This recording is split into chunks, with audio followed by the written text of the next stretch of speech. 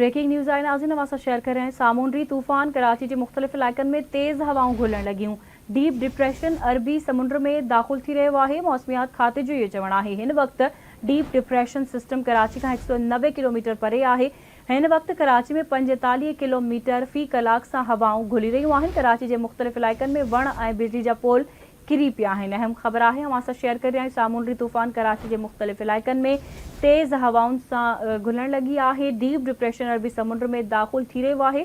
मौसमियात खाते पारां ॼाणायो पियो वञे त हिन वक़्तु डीप डिप्रेशन सिस्टम कराची खां 190 किलोमीटर परे आहे। हिन वक़्तु कराची में 45 किलोमीटर फ़ी कलाक सां हवाऊं घुली रहियूं आहिनि। कराची के मुख़्तलिफ़ इलाक़नि में वण ऐं बिजली जा पोल किरी पिया आहिनि।